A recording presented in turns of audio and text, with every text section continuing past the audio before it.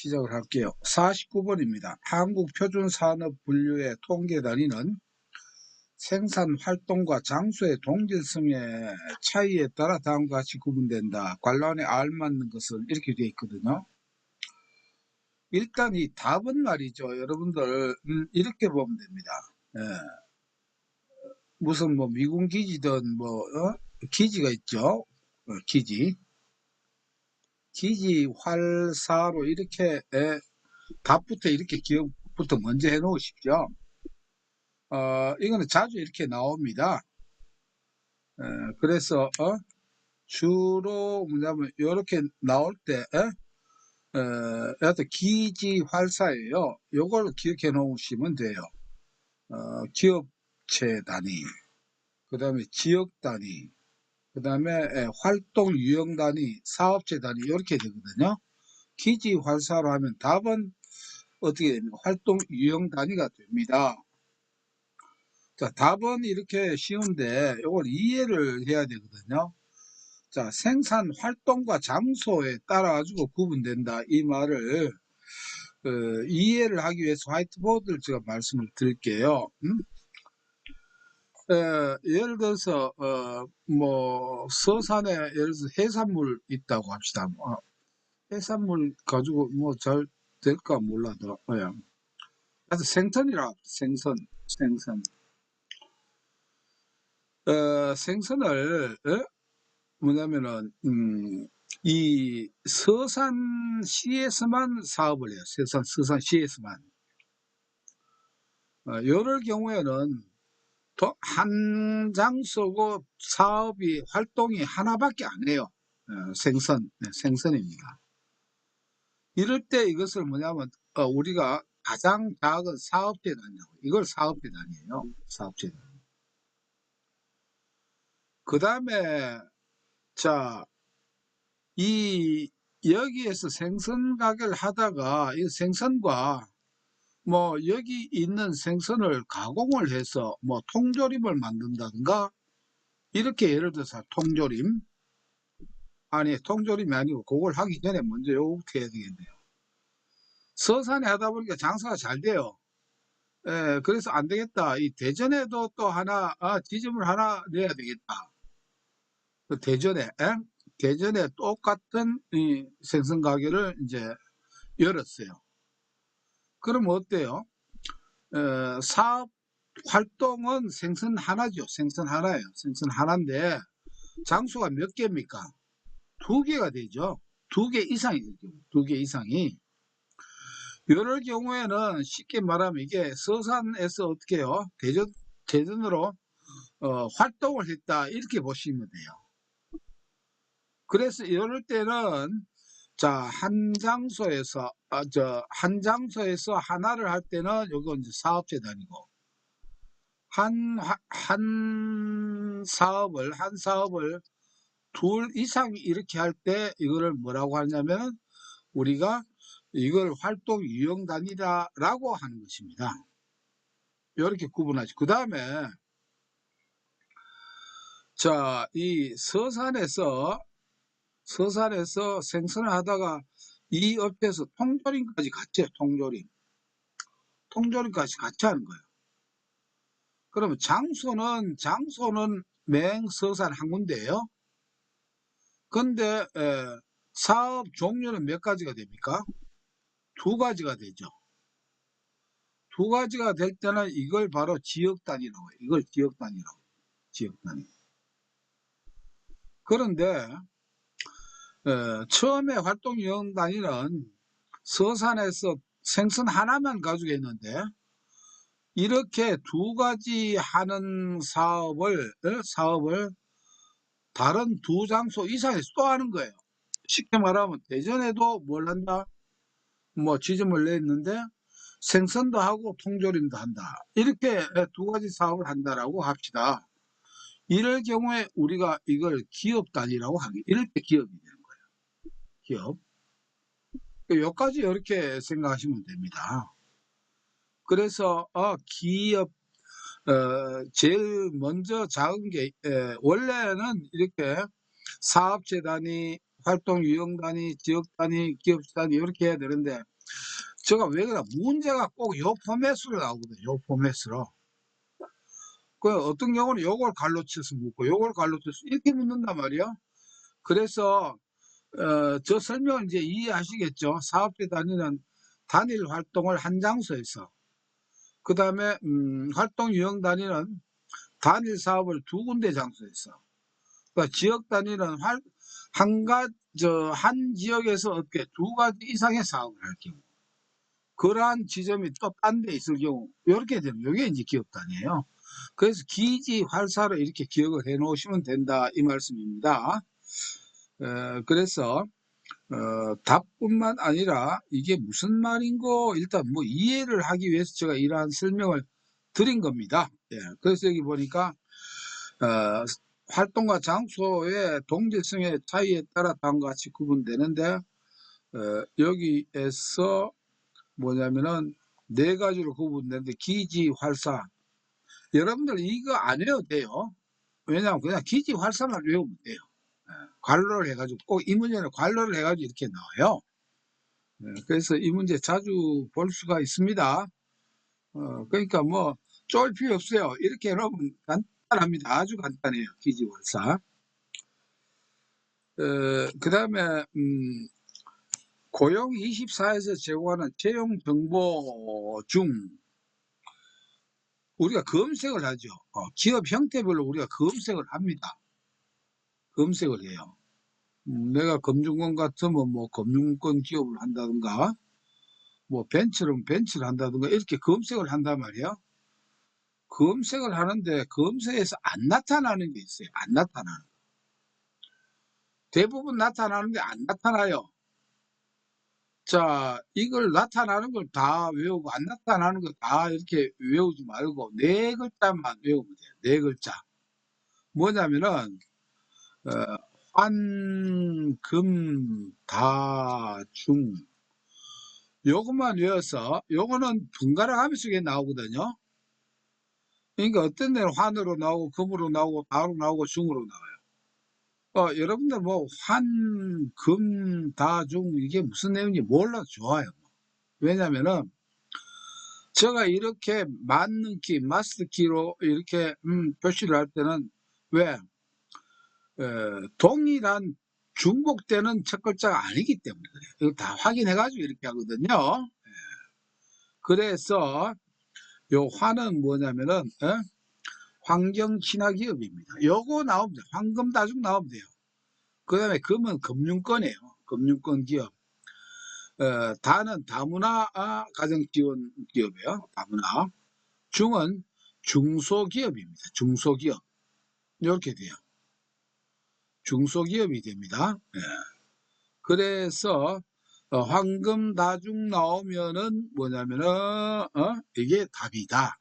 그래서 이게 맞는 키거든요. 이렇게 기억하면 됩니다.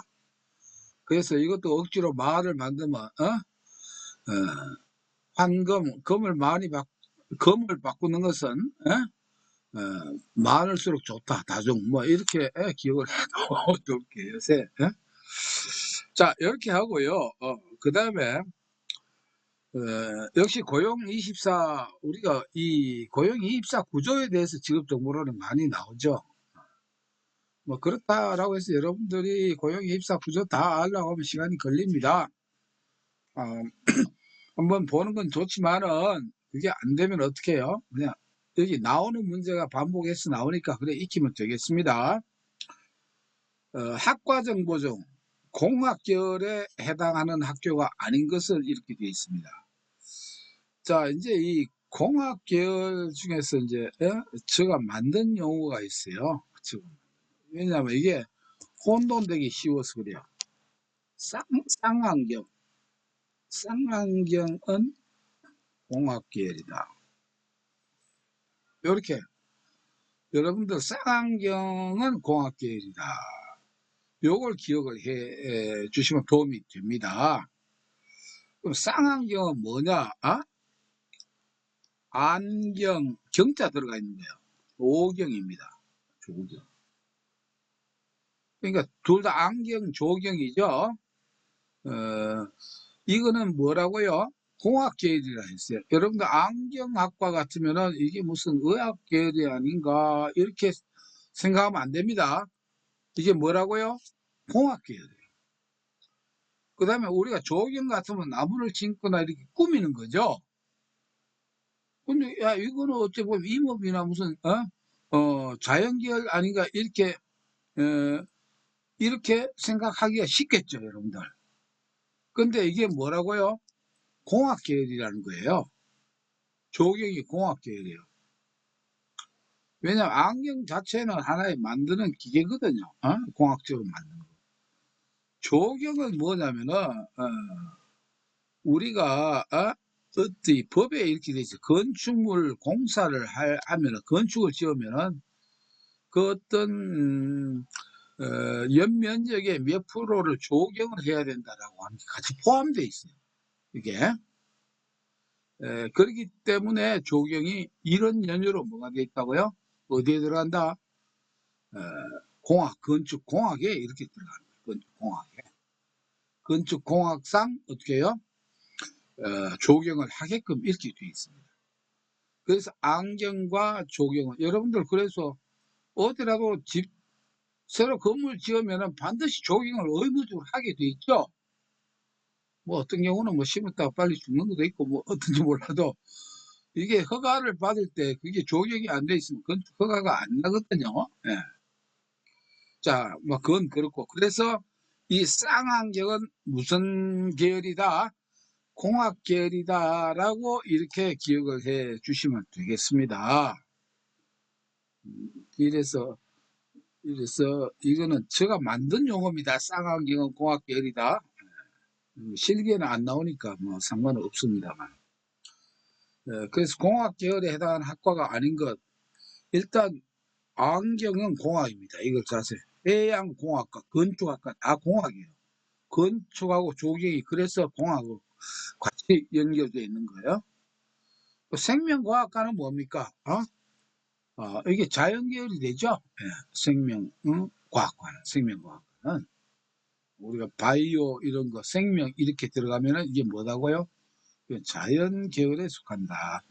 이렇게 보시면 되겠습니다. 이렇게 해서 우리가 익히면 돼요. 예, 처음 보더라도 몇 번 하면은 됩니다.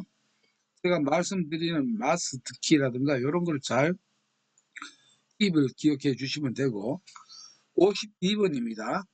국가기술 자격 서비스 분야 종목 중 응시 자격에 제한이 없는 것으로만 작성해진 것을 제한이 없는 거 여러분들 기억하려면 어려워요. 제한이 있는 걸 기억해야 돼요. 그죠? 제한이 있는 거. 제한이 있는 게 뭡니까? 제한이 있는 거는 여러분들 딴 거 다 하지 말고 지금 상담 시험 풀 때는 의료 쪽으로만 들어가 있으면은 이거는 제한을 조건이 있어요, 없어요? 있죠. 생명을 다루니까. 그러니까 그런 거는 전부 다 뭐냐면은 제한 조건이 있습니다. 예, 그럼 봅시다.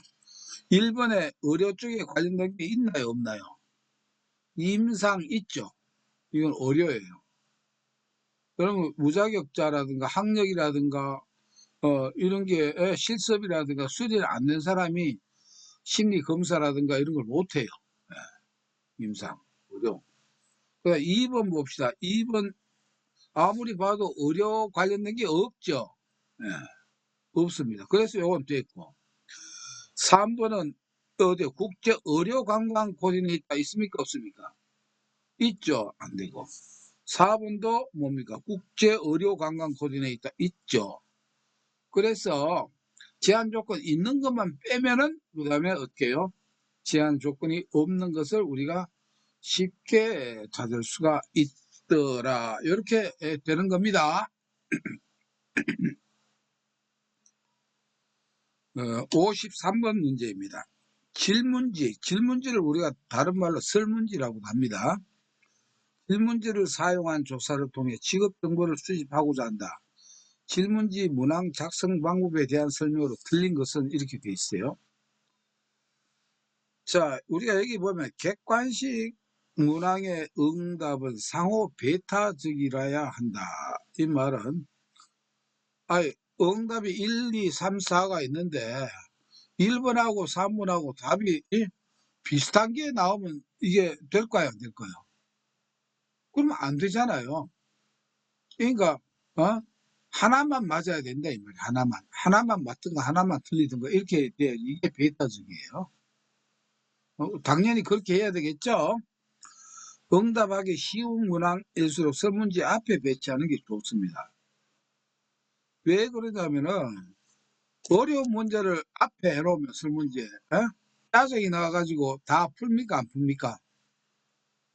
안 풀고 어떻게 합니까? 여기 응답하기 쉬운 것도 있고 딴 데 보면은 예민한 사항은 앞에 놓으면 안 된다 이렇게 돼 있어. 뒤에 놔야 돼요.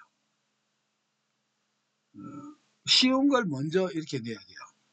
왜 그러냐면은 여러분들 정보 수집인데 쉬운 거를 하면은 나중에 뭐 아주 응답하기 곤란한 게 끝에 있다 하더라도 그 전까지는 이거는 대답을 막 기분이 나빠서 안 한다. 이게 왜 내가 이것까지 답해야 되나?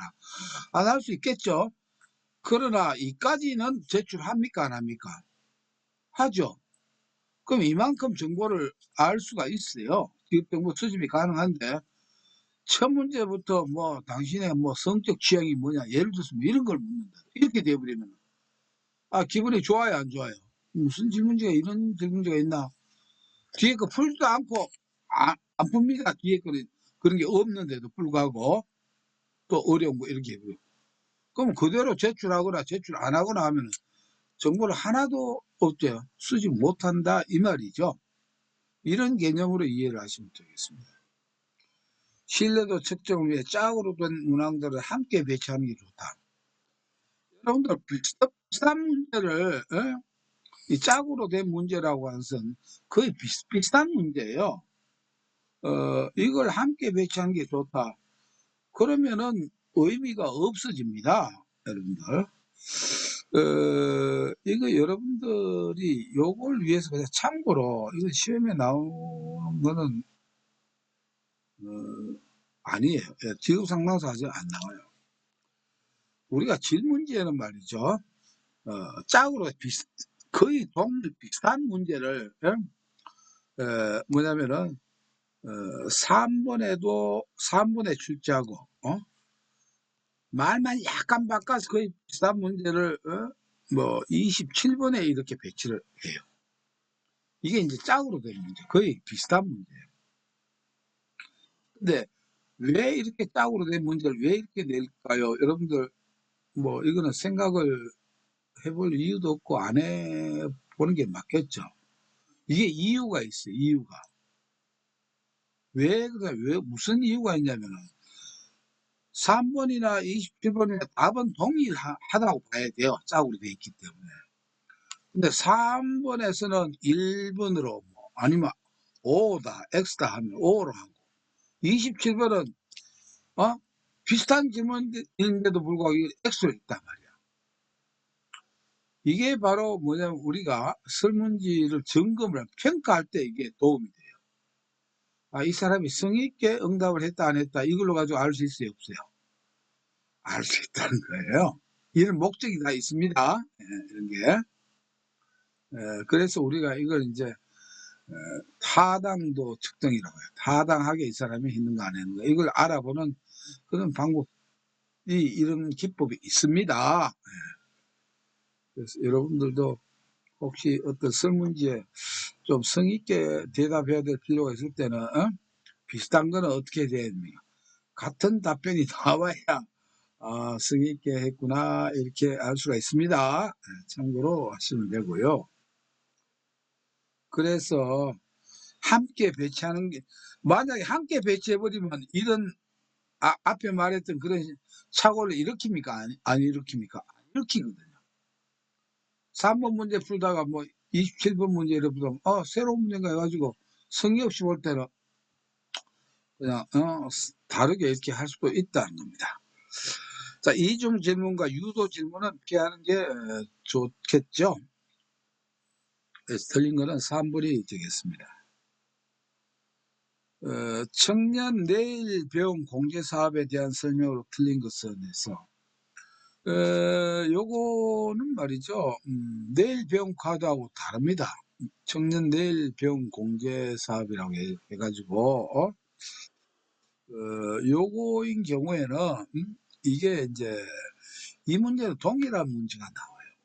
뭐냐면은, 1번의 중소 중견기업에 중규직으로 취업한 청년들의 장기 건속을 위하여 고용노동부와 중소벤처사업부가 공동으로 운영하는 사업이 맞아요. 청년 내일 배움 공제 사업은 이걸로 해가지고 취업을 하고자 하는 사람은 취업한 회사는 정부에서 그 기업을 지원을 해줘요. 임금을. 그러니까 전혀 모르는 사람 같은 경우는 임금 지원해 줍니까? 안 해줍니까? 안 해주는데 내일 배움 공제로 이렇게 취업을 하면 국가에서 어떻게 해요? 임금을 지원을 일부 해줘요. 그럼 기업체에서는 어때요? 이 내일 배움 공제 이 청년들이 취업시키면 도움이 되죠. 똑같은 조건이라면. 왜?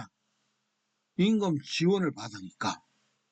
이래서 취업이 일단 이렇게 장려하는 하나의 사업입니다. 청년기업 정부가 공동으로 공제금을 적립하여 성과보상금 형태로 만기 공제금을 지급한다라고 해서 우리가 이게 뭐냐면 이율이 매우 세고 나중에 만기가 되면 보너스까지 이렇게 주는 이런 제도예요. 문제는 1, 2번 맞는데 온라인 신청 방법은 중소기업진흥공단에서 참여 신청하고 운영기간 승인 완료 고용24 청약 신청 순으로 한다 했는데 요 순서가 거꾸로 다 돼 있어. 거꾸로. 먼저 고용24에 신청을 하고 그 다음에 그 운영기관에서 어떻게 해요? 승인이 되면은 진흥공단에 가서 이제 뭐냐면은 이 혜택을 볼 수 있다 이렇게 되는 거예요. 순서가 거꾸로입니다. 아시겠죠? 순서가 거꾸로다. 그래 이게 틀렸고 근속 기간을 기준으로 2년형, 3년형으로 이렇게 구분한다. 참고로 아시면 됩니다. 자, 이렇게 보면 되고요. 55번입니다. 가끔 나옵니다. 최저임금이. 내년은 아무래도 26년이니까 26년도 최저임금이 얼마다? 1320원이다. 이렇게 기억을 해 주시면 됩니다. 원래는 참고로 얼마입니까? 1030원이죠. 290원이 올랐습니다. 참고로 아시고. 표가 이렇게 잘렸는데 직업 정보를 전달하는 유형별 특징에 관한 다음 표에 알맞은 것을 이것도 여러분들 이 도표를 외우려면 이거 외워가 안 돼요. 여기 보면 이걸 외워야 돼. 이걸 외워야 돼요. 여러분들 그 전보 했던 거 있죠? 전보 맞는 키 이에 비슷하게 뭐냐면은 여러분들 직업 정보는 인쇄물로도 시청각 자료, 면접, 관찰, 체험 이렇게 쭉 있는데 여러분들 이 도표 난 외우라고 여러분들한테 권하지 않습니다. 예. 여러분들 이런 거 외우려고 하면은 외워가지고 맞추는 방법이 있고 안 외워도 된다라고 하면 당연히 외우지 않는 쪽을 여러분들 택하리라고 믿기 때문에 그래요. 그렇죠? 그래서 이 문제는 여기에서 두 가지 어느 게 가운데 두 가지는 빠질 수가 있어요. 빠질 수가. 그래서 한 두 가지나 세 가지 이렇게 나올 수가 있습니다. 자, 이럴 경우에 여러분들 이제 보면은 항상 맨 마지막에는 직업 체험이라고 해서 직업 경험이 이렇게 나와요. 자, 이래가지고 여러분들 이 도표는 이게 한두 개가 빠져서 나오던 뭐 세 개 이게 좀 5개인데 3개가 나오던 4개가 나오던 5개가 나오더라도 맞는 길을 또 소개를 해드릴게요. 제가 뭐 열쇠 전문가가 아닙니다. 맞는 길을 듬뿍듬뿍 드립니다.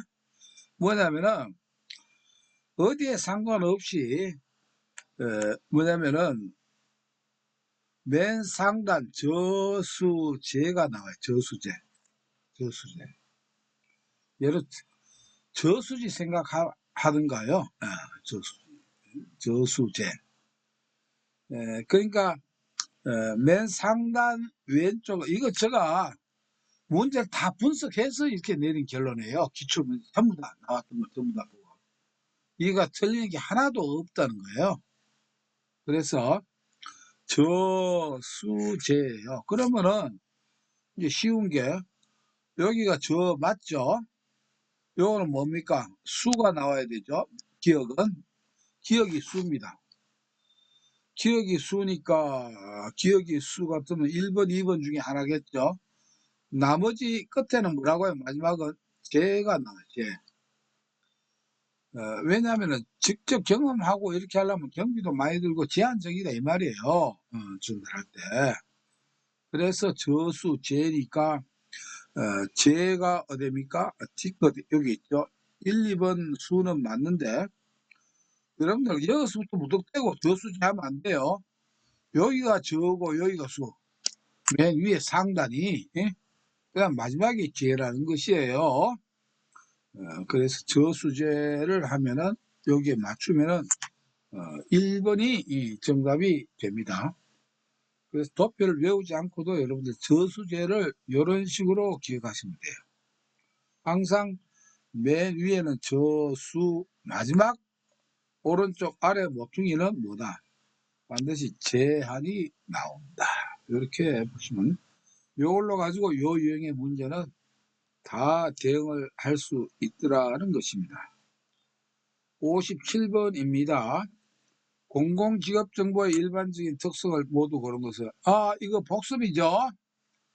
공공직업정보, 민간직업정보 하면 되죠. 자유제한 이거 반대죠. 반대가 뭐다? 공공직업정보라고 했습니다. 한번 볼까요? 필요한 시기에 최대한 활용하도록 한시적으로 했으니까 한시적 같으면 이거 뭡니까? 공공입니까? 민간입니까? 민간이죠. 공공직업정보는 어떻게 해요? 지속적으로 제공을 해야 되겠죠. 그래서 기억은 틀렸습니다. 특정 분야 및 대상에 국한하지 않고 전체 산업 및 업종에 걸친 직종을 대상하는 것. 포괄적이다. 민간직업은 제한적인데 공공직업정보는 포괄적이다니까 맞고 특정 시기에 국한하지 않고 지속적으로 한다 했으니까 지속적이니까 공공직업정보 맞죠.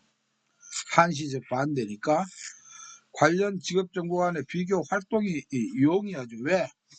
정보가 어떻게 되어 있기 때문에 포괄적으로 이렇게 되어 있기 때문에 용이합니다. 그래서 기억 들어간 건 빼면 돼요. 기억 들어간 거. 기억 들어간 거 다 빼면은 저절로 답은 니은 걸려 나와요. 하나 기억 들어간 거 빼버리면 이거는 바로 답이 나옵니다. 하나만 찾으면은 네, 요것은 어느 문제 복습이냐 하면은 1-54번 복습이죠. 자, 2-59번입니다. 다음은 한국직업사전에서 해당 직업의 직무를 수행하는 데 필요한 일반적인 정규교육 수준에 대한 설명이다. 갈란에 알맞은 것은 여러분들 한국직업사전은 구성이 직업 코드가 있고 직업 본명이 있고 그 다음에 직업 개요가 있고 수행 업무가 있고 부가직업 정보가 마지막에 있습니다. 요게 몇 가지 13가지가 있어요. 이 13가지 중에서 여러분들 이제 하나씩 익히는 거예요. 우리가 앞에 한번 했던 게 있어요. 부가직업 정보 중에 앞에서 했던 게 뭡니까? 직무 기능을 했죠. 직무 기능. 제4 수준, 제3수준, 제2수준, 제1수준, 제2수준 이상. 이거는 뭐라고요? 군인이라고 했죠. 직무 기능이 있고 이번에는 뭐냐면은 정규교육 수준입니다. 이것도 부가직업 정보예요. 정규교육 수준. 이게 여러분들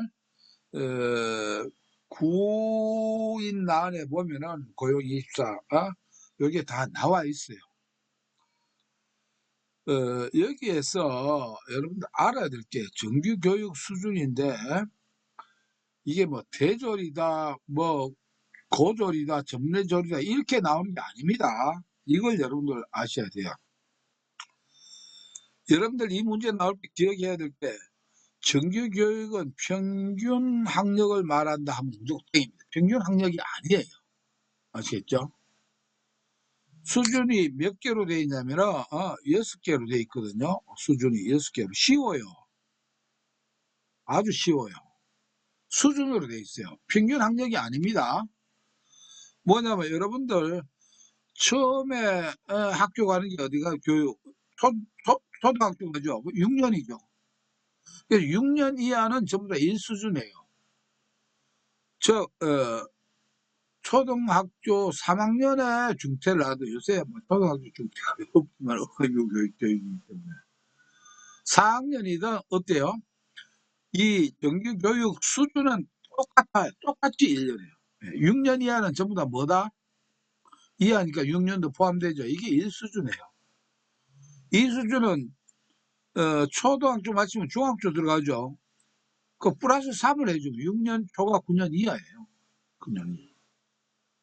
중학교 1학년이든 2학년이든 3학년 졸업자든 다 똑같다는 거예요. 이 수준. 3수준은 그 다음 고등학교죠. 그러면 9년에서 3년을 버티면 9년 초과 12년 이하가 돼요.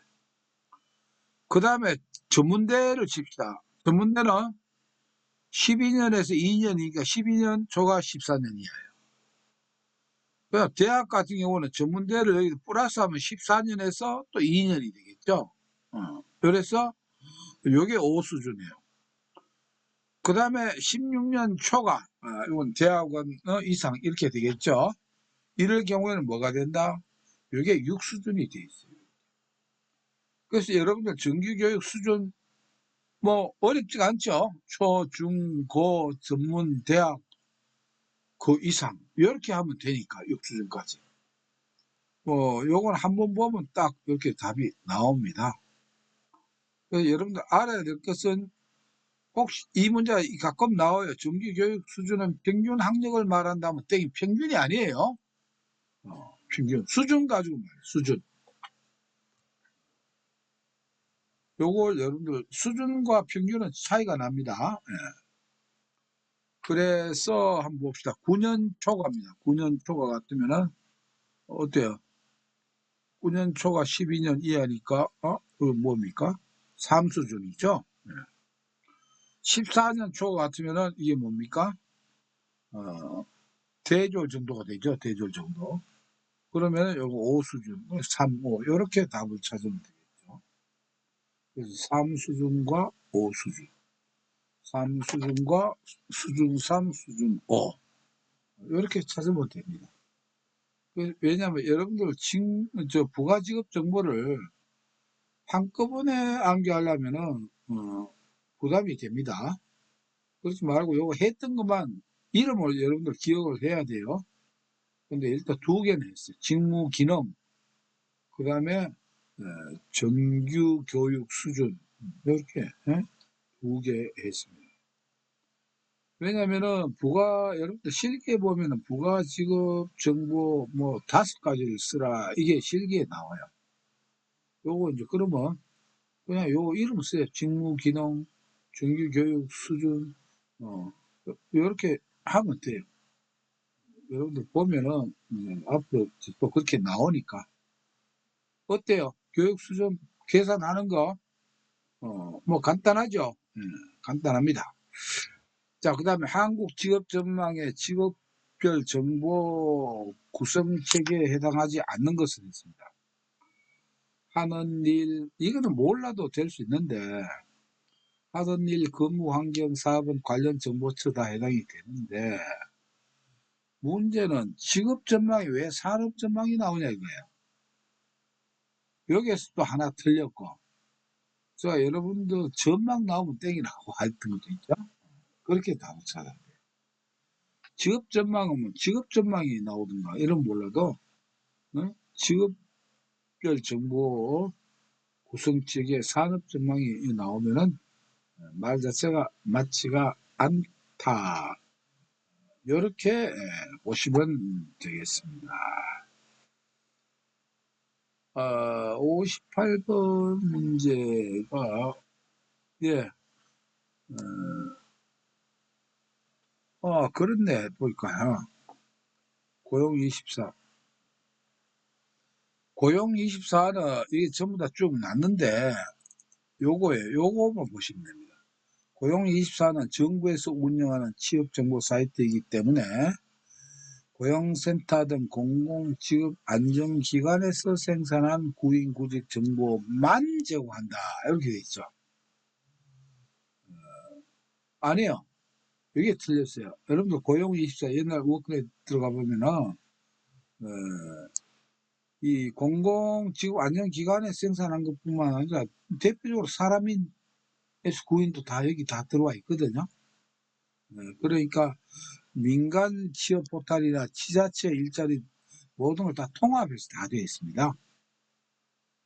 우리가 공공직업안정기관 같으면 고용노동부, 고용센터 여기에서만 올린 게 아니고 뭐냐면 사람인 일반 법인이에요. 그다음에 지방자치단체에서도 다 올리고 다 그럽니다. 그래서 여러분들이 고용입사는 올리려고 하면은 이게 일단은 그 기업체에서 올리려고 하면은 뭘 해야 되느냐면은 일단 그 승인을 받아요. 고용센터 승인을 받아서 이렇게 올립니다. 아시겠죠? 왜냐하면 허위 구인 광고 이런 게 있을 수 있잖아요. 요새 뭐 말 많은 캄보디아 이런 거 했다가는 고용센터에서 승인을 해줍니까? 안 해줍니까? 안 해주죠. 그리고 회사 같은 것도 다 봐요. 고용센터에서. 보고 그 인정 번호를 딱 줘요. 그래야 어디에 고용24에 올릴 수 있어요. 그래서 우리가 고용24의 구인 정보는 비교적 신뢰성이 높다. 이렇게 볼 수 있는 게 바로 그거에 왜 이 공공에서 운영하니까 정부에서 운영을 하니까 그렇다. 이렇게 보시면 됩니다. 그래서 반드시 우리가 뭐 교차로나 이런 데는 그냥 막 올리면 돈만 주면 뭐 원하는 대로 이렇게 올릴 수 있다지만은 고용24는 그렇지가 않습니다. 내가 막 필요하다 하면은 어떻게 해야 된다? 고용센터 승인을 받아야 되고 거기에 말한 이 코본 개수를 다 적어 넣어야 돼요. 코드, 본명, 직업계, 수행 업무가 뭐 부가 직업정보 다 집어넣어야 돼요. 이거는 직무 기능가 몇 수준이 돼야 된다. 거기에 또 정규교육 수준도 또 나옵니다. 3수준이면 된다, 4수준이면 된다. 뭐 대졸이다 뭐다 이렇게 넣는 게 아니라니까요. 몇 수준을 넣어요, 수준을. 이래가지고 돼야 어떻게 된다? 고용센터에서 승인 번호를 주면은 그때 어디에 등기가 된다? 고용24에 올라옵니다. 그런 걸 참고로 아시면 되겠다. 이런 말씀을. 자, 이렇게 하다 보니까 마치 시간도 뭐 적당히 됐고 7시 12분이네요. 과목도 그렇고 하니까 조금 쉬었다가 그렇게 하도록 해도 되겠죠. 시간은